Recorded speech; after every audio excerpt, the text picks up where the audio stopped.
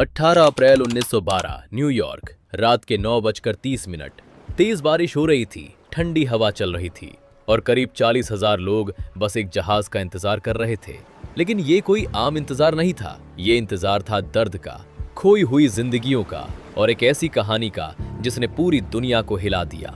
उस जहाज का नाम था कारपेथिया और वो अपने साथ लेकर आ रहा था समुद्र की सबसे खौफनाक त्रासदी के गवाह RMS टाइटैनिक के बचे हुए लोगों को। कहानी शुरू होती है 10 अप्रैल 1912 से। ब्रिटेन के साउथहैम्पटन बंदरगाह पर इतनी भीड़ थी कि माहौल किसी त्योहार जैसा लग रहा था। लोग सिर्फ एक जहाज को देखने आए थे, टाइटैनिक। 269 मीटर लंबा, 53 मीटर ऊंचा और उस समय का सबसे बड़ा जहाज। लेकिन असली बात सिर्फ उसकी विशालता नहीं थी, उसकी असली पहचान थी उसकी लग्जरी और उसकी सुरक्षा।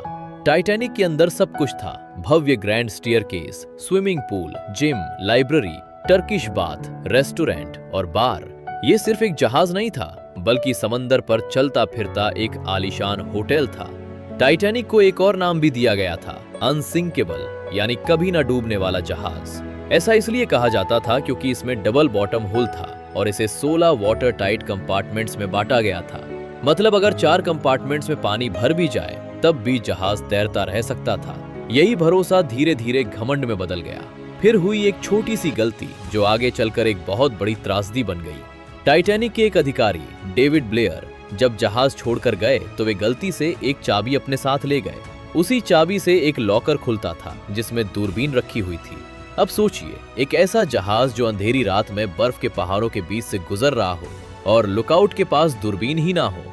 14 अप्रैल 1912 को टाइटैनिक को बार बार चेतावनी मिल रही थी कि आगे रास्ते में आइसबर्ग है, लेकिन जहाज की रफ्तार कम नहीं की गई।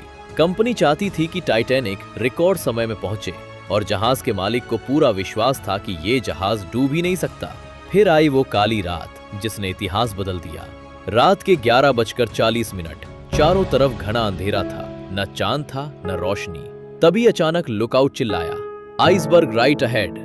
घंटी बजाई गई, सिग्नल भेजा गया, इंजन रिवर्स किए गए और जहाज को मोड़ने की कोशिश की गई, लेकिन अब बहुत देर हो चुकी थी।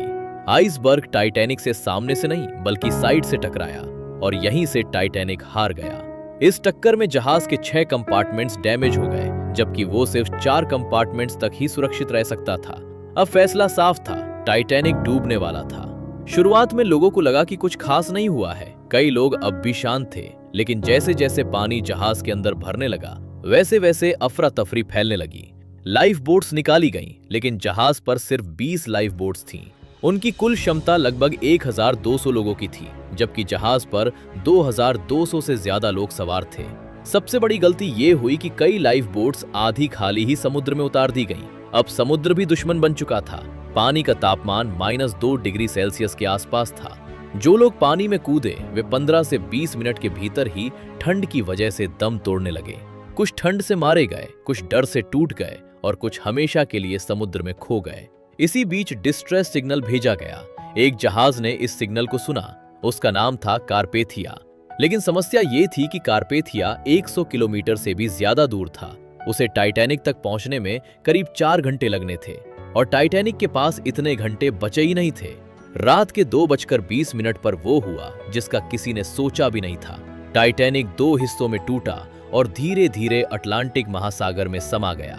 1500 से ज्यादा लोग इस हादसे में मारे गए और सिर्फ 706 लोग जिंदा बच सके। लेकिन इस कहानी का सबसे बड़ा सवाल आज भी वही है, क्या ये हादसा रोका जा सकता था? जवाब है हाँ, क्योंकि पास में ही एक और जहाज मौजूद था, SS कैलिफोर्नियन। वो टाइटैनिक से सिर्फ 37 किलोमीटर दूर था। उसके क्रू ने आसमान में छोड़े गए फ्लेयर्स भी देखे थे, लेकिन उनका रेडियो बंद था और उन्होंने खतरे को सही तरह समझा ही नहीं। अगर वे समय पर मदद के लिए आ जाते तो शायद सैकड़ों नहीं हजारों जानें बच सकती थीं। इस हादसे के कई दशक बाद भी दुनिया एक सवाल से परेशान रही, आखिर वो जहाज जिसे कभी न डूबने वाला कहा गया वो डूबा कैसे? इसका जवाब मिला 1985 में, जब समुद्र की लगभग 12,500 फीट गहराई में टाइटैनिक का मलबा खोजा गया और जो सामने आया उसने सबको चौंका दिया। जहाज 2 हिस्सों में टूटा पड़ा था। उसके जोड़ यानी रिवेट्स कमजोर थे। कई शोधों में ये बात सामने आई कि जहाज के निर्माण में कुछ जगहों पर कमजोर मटेरियल का इस्तेमाल हुआ था, यानी जिसे दुनिया अनसिंकेबल मान रही थी वो दरअसल उतना अजेय था ही नहीं। टाइटैनिक सिर्फ एक जहाज नहीं था, ये एक सबक था। घमंड, लापरवाही और छोटी गलतियां मिलकर कितनी बड़ी त्रासदी बना सकती हैं। टाइटैनिक इसकी सबसे बड़ी मिसाल है।